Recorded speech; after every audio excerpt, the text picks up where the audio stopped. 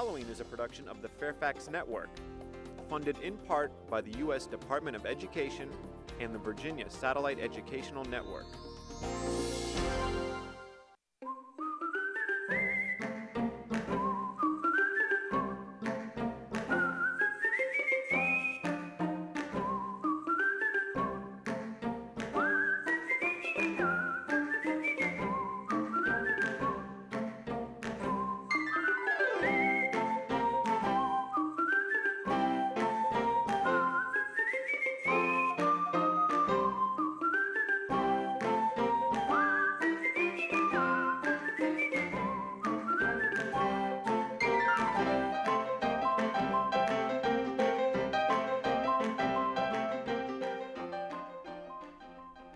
Welcome to Meet the Author. My name is Della Kidd, and with me in the studio today is Walter Dean Myers, an award-winning writer of fiction, nonfiction, and poetry for young adults. You may be familiar with some of his books, such as Fallen Angels, Fast Sam, Cool Clyde and Stuff, and Scorpions. Today, we'll explore his recently published book, The Dream Bearer. Walter, thanks for joining us today. Well, thank you. It's a pleasure having you. Why don't you start off with just telling us a little bit about yourself? Well, I've been writing forever. Forever. I started writing in grammar school, and I love it. It's called a job, I guess, but it's just a wonderful way of living. Well, you write a lot about Harlem. Did you grow up in Harlem? I grew up in Harlem. Yes, I grew up in Harlem. I went to Harlem when I was 3 years old. I was adopted by the Dean family, and I was raised in Harlem and went to school there, stayed there until I was 17, and I joined the Army on my 17th birthday. Well, I remember reading in an interview that you had given that a teacher prompted you to start writing down your thoughts at a very young age. Could you tell us a little bit about that? Well, I had a speech problem. I went to speech therapy for years and years. And so I could not read in front of a classroom very easily. So the teacher allowed me to write my own little things down. And you found your voice. And yes, I could, and I also only wrote words that I could pronounce. Right. Oh, that's interesting. Well, I know that you've written nonfiction and fiction and poetry, and so you're very versatile. And it seems like you have a talent for writing a variety of different kinds of things. Is there one kind of genre that you prefer over another? No.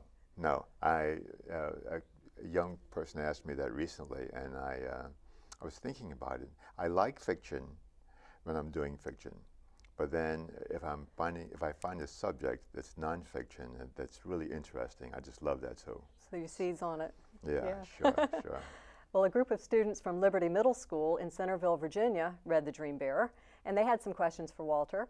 Since they could not be here in the studio with us today, we taped their questions. Here's what they wanted to know. Mr. Myers, how long did it take you to write The Dream Bearer? How did you come up with the beginning of The Dream Bearer to keep the reader, me, interested? Were the dreams in The Dream Bearer based on your own dreams? Because they seem so real. There were some great questions. Let's start with the first one. How long did it take you to write The Dream Bearer? It took about 6 months, and that 6 months was divided into the pre-writing stage, which took about a month. That's a long time for pre-writing. Not for me. Not for you? Not for me, because that's where I make a living. Okay. I'm an okay writer, but it's the pre-writing. The planning, and we're going to talk about that, but I know that's a step that a lot of our viewers, that's something that a lot of kids, when they're writing, and adults, they tend to try and skip the pre-writing and get straight to, to whatever it is they're trying to work on. Right. What is your writing routine like? Well, I'm up at 5 o'clock every morning, and I feed my cat. I have a little ugly cat. An ugly cat? That's my wife's cat, really. And I feed him, and then I'm out for a walk. And the walking clears my head, and I'm thinking about what I'm going to do for the day. I'm back home within an hour and a half, and I begin my pages. And now I'm down to about 6 pages a day. So I write my 6 pages a day. And by the time I'm finishing my 6 pages, it's 10 o'clock, and that's my writing day. And that's it for your day. Yes.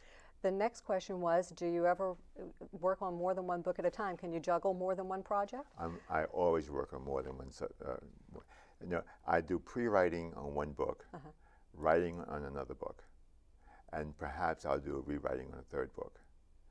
But you know, the writing comes in the morning when I'm fresh, and the pre-writing can come anytime during the day. When you were working on the Dream Bearer, were you also working on the Beast? Yes, yes. How about that? Yes. I would have trouble, I think, keeping all of those elements separate. But well, sometimes I find that if I'm working on books which are too similar, a character would just leave one book. I see. Hop into the other book, you know. So I try to work on books which are very different from each other. Yes. How do you hook? There was another question that was asked that was a really good one, and this is sometimes a lot of our problems when we're trying to write. How do you hook your reader and get them interested and keep them reading? Well, I'm very conscious of introducing the character and the setting, and you know, if the character is well drawn and is a good character, and if the problem is interesting, then the reader is hooked. You know, there's nothing fancy that you have to do. You have to have a good, sympathetic character and an interesting problem. So you really have to give enough detail to paint a really clear picture for your reader. Right, and if that's clear at the very first few pages, then you've got the reader hooked. In the last question, our student felt that the dreams in the story were so real. She was wondering if they were based on your own dreams, which I think is a great question. Do you use your own experiences when you write? I use my own experiences, and I don't have dreams which I then use in books. But what I do is, what I'm writing about, I'll dream about. I see. So they're complementing each other. Right. So if I have a character, and if that character is real to me, I'll dream about that character. Well, in the Dream Bearer, we have a passage here that you told us before the show you'd be willing to share with us. It's a wonderful passage. If you would read that aloud for our viewers. In this particular passage, the David asks the old man if he remembers every dream, and he answers, "No, I ain't got that many dreams," Mr. Moses said. "You see, regular dreams just come and go, and you forget about them. But there are special dreams, dreams that fill up the soul, dreams that can be unfolded like wings and lift you off the ground. Those are the dreams I must bear." Why do you think he was saying that to him? Why was he trying to tell him that? Because this was early on when he was first getting to know David. Right.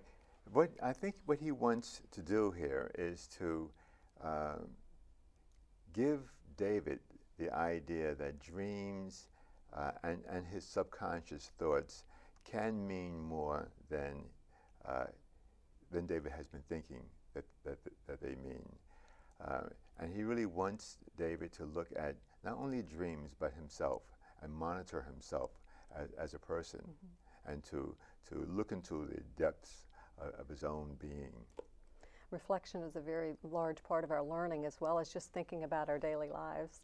And I think that most writers, the most common thing among most writers is that they've had in their lives a long period of reflection. And that's critical for everyone to do. Absolutely. The Liberty Middle School students we just heard from were in Ann Hall's English class. Literature circles are a great way to get students talking about different elements in a book. Let's take a look at Ann's creative approach. By using Walter Dean Meyer's newest book, The Dream Bearer, English teacher Ann Hall takes a novel approach when exploring a literature unit with her classes. As students begin to read through the story, they put any unfamiliar words they come across upon the classroom's word wall. At the end of the novel, Ann uses a simple chart called Somebody Wanted But So to help students identify the story's settings, characters, problems, and resolutions. Using the information on their chart, the students work in groups to make a visual storyboard. The storyboard lets us see all the different conflicts that happen. This is David, the main character, and then the rest of the main characters. In this first frame, kind of give the feeling of what this story will be about, where it takes place, which is Harlem. This colorful activity encourages students to discuss what they've read. Let's hear what they have to say about this book. My favorite character is David because he has to cope with like his family, and he knows that things are going wrong, and he's the one in the family who tries to keep things together. It was like a real life setting, and that's what I like about books. They don't tell like fake things that you know are fake, but it tells like the actual story like it's true. I guess it kind of relates to a lot of things that are going on. Yeah. Mr. Moses was my favorite because, I don't know, he just never was really down about anything. He always had a positive attitude. I like Mr. Moses, because I think he like really showed David like what life is all about. The Dream Bearer related on like things that actually would happen today to like kids. If you think your life is hard, then you can just think of this book, think about David, and then you might feel better. For some students, The Dream Bearer was their first introduction to Walter Dean Myers literature, and I bet it won't be their last. He made the characters sound like they were real people, like that he knew them or he'd seen them or met them before. I thought he was a really nice author and that I would love to read some more of his books. When I read, sometimes my imagination goes somewhere else and I get bored. With this book, my head just like went with the book, and I could create a picture in my head, and I just thought the book was so good. Welcome back. My guest today is author Walter Dean Myers. Walter, the students in Ann Hall's class were very, very impressed with the realism in your characters. Let's take a few minutes and talk about characterization. How do you develop your characters? Well, first I want to know, what do these guys look like? You know, so I'll go through magazines and cut out pictures of characters, and I have a large photograph collection. And then my wife puts them on a large piece of Let me help you with this. oak tag. So this was the one that I actually used for the Dream Bearer. As you see the characters, this is Mr. Moses and David, and there's a brother. And here's his dad, Reuben. There's his dad. And this goes on my wall behind the computer. So every time I come in the morning, I sit down at my desk, I look up, and there are all my characters. Right there in the same room with you. Right there in the same room with me. That's a wonderful tool to use because a lot of us are visual learners, and we need to keep that up in front of our faces like that. And then I grow to love some of these characters. And I see a lot of the settings from your story and as the well settings, as the backdrop to this. Yes. And then for each character, I will either fill out a job application form. You really fill one out? Yes. And I want to know things like exactly when the person was born, so that I know what they've heard in their lifetime. I want to know as much about each character as possible, how they dress, you know, sometimes maybe even how they smell, so that I know as much about each character. Now, I'll go through a school yearbook to pick out the names. You know, I'll get whatever school I go to, I'll find a yearbook and I'll use that one school. So by having pictures in front of you and filling out job applications or whatever, you're making these characters as real as you possibly can to you, so that as you develop your story. And I'm forcing myself to think about it. I'm forcing myself to think about every element all those of details. the story. And we were talking about details in the beginning of catching and getting the hook for your reader as well. Right. You've got some other tools here with you. Would you share those? Well, once I have my characters, I know that what I want to do is to begin my outlining process. And the outlining process is going to do a couple of things for me. Number one, it makes me think through. Do the thinking, because sometimes I used to want to do the shortcuts. Yeah. You know, I said, oh, I know what I'm going to do. You know, I know that I have to have a good character with a strong problem, a problem that a young person is going to be interested in reading about. If I have that, I've hooked my character. So you've got 6 boxes here. I've got 6 boxes, and in the first box, it's that character and the problem. And this is what I'm working on. I didn't bring this. The second box, what is he doing? He has to do the obvious things first. And then, but of course, the obvious things are not going to work. If they did, it would be no book. There would be no story, right. Right. So then he goes to the next level. But as he goes to the next level, my hero is thinking about what's going on, and he's reflecting, and he's thinking too. I want him to grow. If my characters don't grow, then it becomes a genre story. I want my characters to grow. My character grows, and then he acts upon his growth. And then there's the conclusion. So your whole story is mapped out in 6 boxes on 1 page to begin with. It's mapped out on like that to begin with. It's sort of like this. Okay. And I keep doing this. Now, once I finish this 6 box, I do this over and over again. I keep going over. So you're breaking it down. Right. Box by box. Box by box until I'm satisfied. Then I will go to and start writing it down scene by scene. For each of the boxes. For each of the boxes. Okay. And I continue this until I'm absolutely sure that, well, I do this for a living. So writer's block is where you don't know where you're going. Well, since I have to eat. That's important. and my wife eats a lot too. So what I want to do is to know where I'm going. And I know where I'm going by doing the thinking in the pre-writing stages. And so your pre-writing is really an investment in the entire scheme of what you're doing. That's worth the time at the beginning. I make a living pre-writing. Right, absolutely.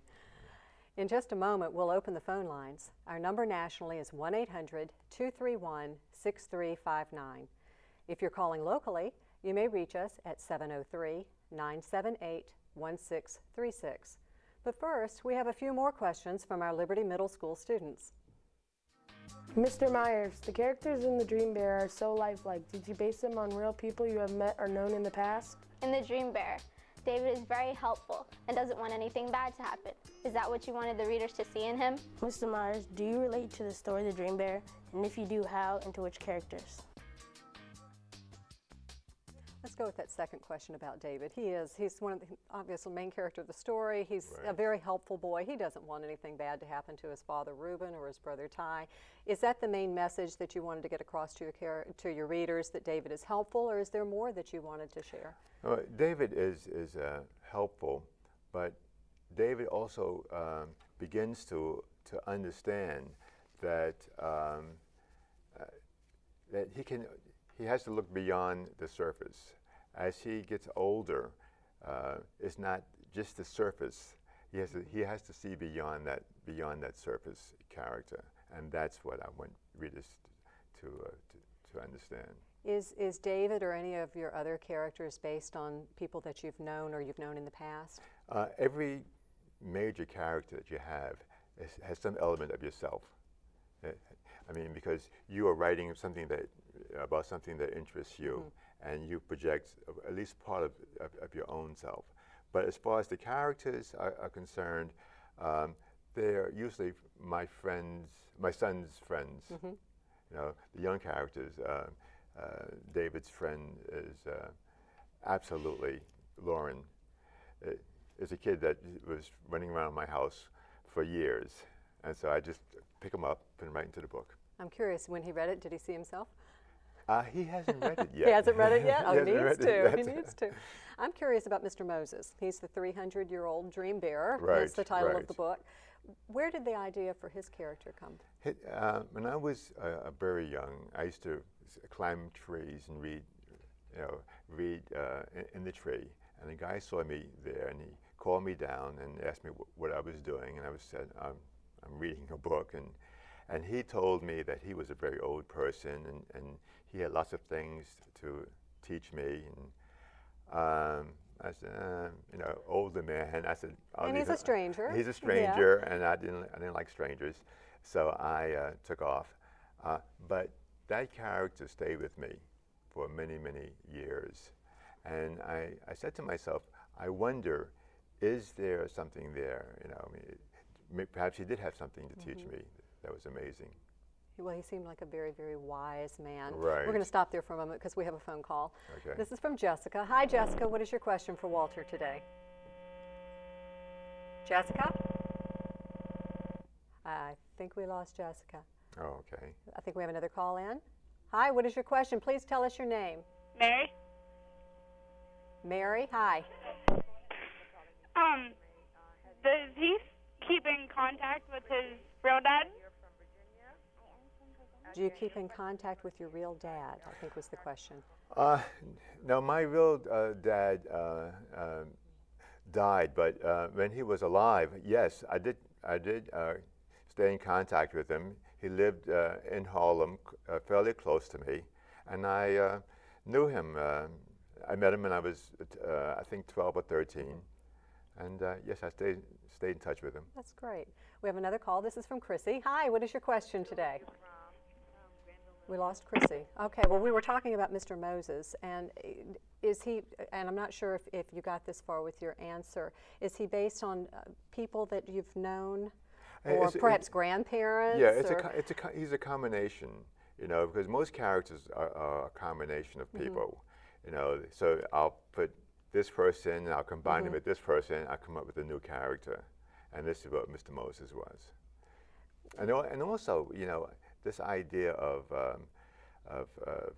old people interpreting dreams was very common in my family, because if you had a dream, it had a meaning. It had a meaning. Right, that was in my family as well. Right, yes, yes. It had a meaning. This means thus and so. This means thus and so. Yeah.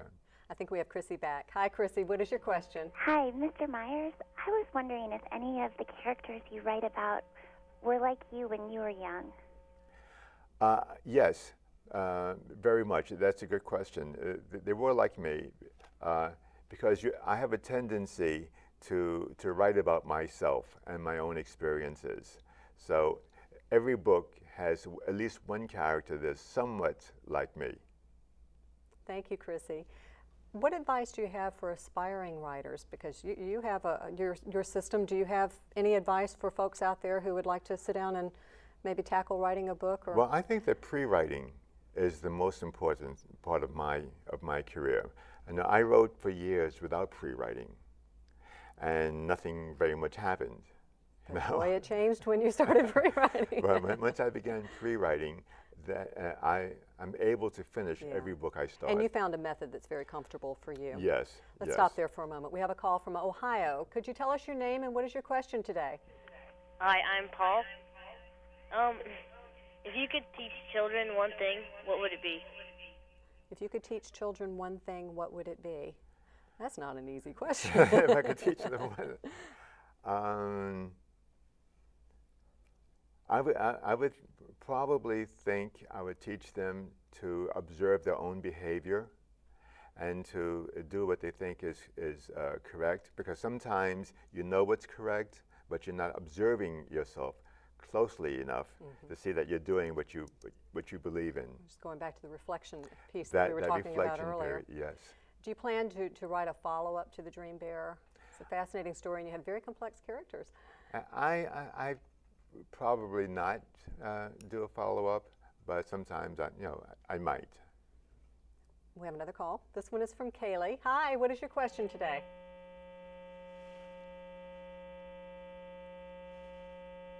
Kaylee, your question today? I'm sorry, I didn't hear it. Well, we've lost Kaylee. We're having a problem with her phone lines. In many of your books, of course, the setting takes place in Harlem, and you said you grew up there most of your childhood. Yes. One of our readers wanted to know, what makes Harlem different from other places? It was home. It was home. So it was familiar? Yeah, it was familiar, but it was a place where, my church was there, my schools, my parents, and so I have very warm feelings about that community. The music, Harlem was filled with music, more than most neighborhoods. You could walk down the streets and hear gospel music and spiritual music and jazz and the blues. To me, it was a celebration, and I love that community. Because it was a community of laborers primarily, the modes of dress were more colorful than in most parts of New York City. So it was just a colorful, warm place for me. I'm sure even down to the smells of the food cooking on the streets, all of those things. And you have food cooking on the street. Absolutely. In Harlem, exactly, sure. There was a question that maybe some of the readers haven't noticed, but why, one student asked why all the chapters have titles and numbers missing except for the last one. You know, at one time I was going to give them all chapter numbers and what have you, but then I decided not to. But when I got to the last one, since that chapter was so different than the others, since he's no longer narrating the story, but he's talking about a dream, and since that's also central to the book, I just decided to give that. It was an effective way to set it apart from the rest of it. Yes, yes. Okay. Hi, Kaylee. What is your question today for Walter?